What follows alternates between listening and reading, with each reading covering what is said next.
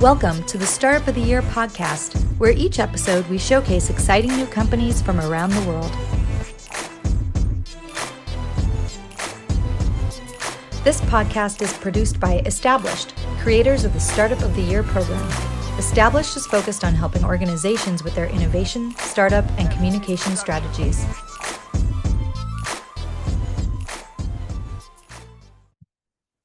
Welcome back to the Startup of the Year podcast. I'm Frank Gruber, the co-founder and co-CEO of Established, co-founder of Established Ventures, and the team behind the Startup of the Year community. And this very podcast, we're excited to be here, and we're excited that you're here listening and learning with us. Today, we've got a special guest, Sherman Williams. He joined us at South by Southwest in March. We've got the videos and the interview from that, and we're going to play it here in a second. Really great insights from him. He's the co-founder and managing partner at AIN Ventures, a pre-seed and seed stage venture fund focused on investing in emerging technology, mostly dual use, which is commercial and government use as well. So he's going to obviously share the importance of non-dilutive funding, which you can get through the SBIR and SITR programs, and really great resources out there about that stuff. And also, he's going to talk about the AI bubble. We're talking about AI a lot, so it'll be interesting to get his take on that. And we're going to jump in that conversation in about 3, 2, 1. Sherman Williams here. He's he already did his reverse pitch. He's with AIN Ventures. Do you want to do kind of a little bit more about what AIN is all focused on, Sherman? So AIN Ventures, again, we are a pre-seed, seed stage venture fund. When I was trying to get through my pitch pretty quickly when I was talking, but at the end of the day, what we're really trying to do is we're trying to identify entrepreneurs that are literally trying to change the world. Wow. Entrepreneurs that, our tagline is entrepreneurs investing in, that are building companies that make America and its allies safer and operate in a more efficient manner. We truly do believe that the companies, the entrepreneurs that we're investing in, I'm not going to say companies, entrepreneurs we're investing in are moving humanity forward. And I focus on entrepreneurs because it's really about identifying those people that are rock stars, wildly talented, combined with an amazing amount of grit. They definitely need to be leaders. And another key word or key phrase I like to use is emotional endurance, because there's going to be a tremendous amount of ups and downs. Yeah, so true. Yeah, and so that we're looking for the right people. Hell, you may pivot 2-3 times with your company. We do a lot of space tech investing, right? I've done stuff with NASA. Nice. You go meet the CTOs at NASA, et cetera. They go, hey, that doesn't make sense, or we're doing something similar already. There's a better way to do it. If you really want to build something, you need to pivot, you need to listen, and adapt and overcome. So it's really for us about, what AIN is about is finding the right humans. That's a great point. And I think you might be reading my script without even reading it. Are you connected to the internet or something? No, not at all. All right. So based on your experiences, what kind of trends are you seeing with some of the companies that you're finding? Like, obviously, talked about some of the things you look at, but what's kind of the biggest trend you're seeing right now? I wouldn't say there's one biggest trend, but a lot of trends I'm seeing is non-dilutive funding from the government needs to be part of your financial capital stack. Wow. You need to be thinking about it. You have the AFWorks, see the shirt right there. You have NASA here, with DIU, et cetera. It really you need to at least consider NIH, NSF. There's ARPA-H, for any folks in healthcare. There's a newly formed ARPA-H, which is a DARPA offshoot. That needs to be part of your financing strategy for your company. And the best thing about it is you get all your family tax money back in the form of non-dilutive funding, right? So that's always good. The thing I'm seeing is it's very difficult to raise capital right now. Really difficult. Yeah, very difficult for funds and for companies. Yep. And so that emotional endurance piece really needs to come into play. You need to find a way to stay alive. We have a general election coming up in November 24. You're probably not going to see much happen after Labor Day. You're going to see kind of a freeze and a wait and see approach. So you're seeing a lot of people scrambling, trying to do bridge rounds, et cetera. I'm seeing that a lot. Yeah. And everyone else should go out and vote too. Yeah, please go out and vote. Absolutely. Yeah. No matter who you vote for, just please vote. Yeah. And then the last thing I'm seeing is, yes, AI isn't everything, but the AI bubble is starting to become a real thing. Investors are not just throwing money at anything. They're really starting to look under the hood. So just because you slap a title of AI on your company, you're going to start to look foolish very quickly. if there's no substance there. So yeah, let's talk about that a little bit more. It's like, so the AI bubble started how long ago? What do you think? Like, when do you think this all began? The AI buzz? AI has been around for a while. 10 years, 15? There was a conference at Dartmouth in like the 1950s or something like that, right? Right. So AI. This AI version of AI. AI is just linear algebra, actually. So I mean, it's been, I don't know. So algebra, when does like that start? The Egyptians or something. Yeah. Right? There we go. So it dates back a ways. Yeah, so AI, really, it went into hyperdrive mode with OpenAI. I think that was like November of 22. Yeah. Like when they released it. Yep. And people got to see the promise. Large language models have tremendous problems, but a lot of newer technologies do in the beginning. And so it became a bubble, I think so 30% or 33% of every dollar raised in venture in 2023 went into an AI company. 33%. Yes. Wow. So that is a definition of an AI bubble, because you'll see several thousand startups or thousands upon thousands of startups that get institutional capital every year, but you will only see about 20 or 30 of those companies become unicorns. Right. So by definition, statistically, probabilistically, there's no chance that those companies have an ability to return a fund. So therein lies a bubble. Yeah, absolutely. And so for those that have been struggling for like the last year and a half or whatever, because we were here last year, people were struggling to raise then, had the whole SVB situation and others as well. What kind of advice do you give to startup founders who are out there? I mean, I know you focus very specifically on certain types of companies and certain verticals that are, government supported. But for all those other folks that are out there, what would you say, what should they be doing?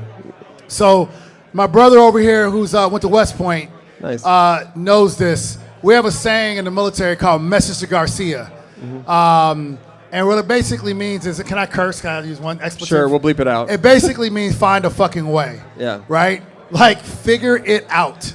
Right? There is no secret sauce. The best thing that you can do is test yourself in the market. Put yourself out there. Do pitch competitions. Be in the arena. Talk to customers, right? If they say no, see if you have someone in the organization to tell you why they said no. And then you need to iterate as quickly as possible. But there is no secret sauce. There's no cavalry coming for you, right? No one's coming for you. People will help you, but they're not going to ride the horse for you, if you will, and fight for you. So you have to just find a way. And this is a beautiful time to do so. Chaos is a ladder, right? So I would just leverage this chaos to come up, basically. Yeah, no, that's great advice. And so I think, and I know you've I've been running around seeing a lot of different things here at South by Southwest. Is there anything that's like standing out to you from just like people you're talking to? You're talking to a lot of investors, talking to a lot of startups. What's the buzz as far as what people are talking about right now? You're in that kind of loop. I mean, I think what people are talking about right now is what a lot of folks are mentioning is, lots of things around AI. Yeah. I think what's really interesting is, I think what people are really starting to realize that we are in a great power competition with a couple of potential adversaries that we all know about. That is pushing the U.S. heavily technologically. Yeah. Right? Pushing us forward. And that is the catalyst behind the infrastructure bill of November 21, Chips and Science Act and Inflation Reduction Act of August of 2022. Right. So that's pushing us. I think a really interesting area right now also that's on the brink and where AI is going to has the potential to make one of its biggest impacts is in synthetic biology. That is a fascinating area to come. Another area you see is position navigation and timing, and alternative PNT becomes that's a big thing right now. It's a little bit more tactical, but that's a big thing right now. And then we'll see how many. I didn't track how many launches SpaceX did in 2023. That's a lot. But they broke a record. Yeah. But I do believe that the more launches coming online, what we're able to do in space is going to be pretty fascinating. So those are some of the hot areas that I'm seeing right now. And of course, energy transition is always a thing. I mean, if we do have a bit of recidivism as far as our climate policies in the U.S., it's pretty well known that the Europeans are about to pass a green bill or whatever. It's going to be massive. It's going to be bigger than the bill we passed. Yeah. And the energy transition is coming. And I actually think that the energy transition is arguably, other than synthetic biology, is arguably one of the greatest and most lucrative wealth creation potentialities in anyone's lifetime in a long time, right? I mean, it's beautiful to be alive right now, seeing this energy transition. So wow, that's big. Yeah, we're lucky. We're lucky. That's fantastic. I know we're tight on time here, and I want to keep you moving to your next thing because I'm sure you have things you're going to here at South by Southwest. So, wanted to ask you one final question. Like, what is there anything else you're working on you want to share with our audience? We've got a lot of startup founders, a lot of innovators. Anything else you'd love to kind of get out there in the world? Yeah, a couple things I'll get out there. So I do some support work for ARPA-H. So you should all go to the ARPA-H website. They have massive SBIR solicitations that have just been released. They have a special initiative on women's health. That's amazing. What is the saying that the health of a society is determined by how women are treated? So look up ARPA-H. Another thing is I'm a VC in residence for the TechStars Space Technology Program. They just released applications on March 4th. They're open till late May. So if you or anyone you know is building a great space technology startup, please go to the TechStars Space Tech site or contact me. I'll be at Space Symposium in Colorado Springs for that. Another thing is our fund. We have dry powder. We just got money from several states for our fund. So we are actively investing. We just wired to another company on Friday. Again, we invest in space technology, sustainability technology, life sciences, and AI ML dev tools. So if you have a company in that space or you know someone building in that space, find me, Sherman, at academyinvestor.com, singular, investor.com. Please find me. That's me. Sherman, thanks so much for being here. I know you're busy, guys, so thanks so much for being here and sharing. All right, some fantastic insights from Sherman. Obviously, love hearing what's going on in his world as well as his take on the venture world. And obviously, he highlighted some really important things like emotional endurance, being able to pivot, obviously, and the importance of always thinking 2 or 3 plays ahead. So agree 100%, and some great insights and knowledge is shared there. So thank you so much for joining.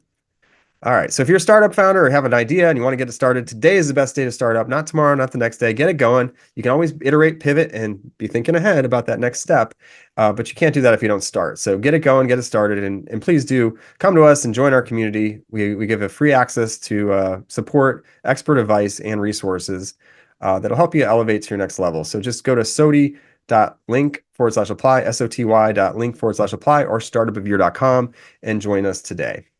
Until next time, I'm Frank Gruber. Don't forget to hug your loved ones out there and take your idea, go out, make some waves in the world, and good luck starting up. Have a great day.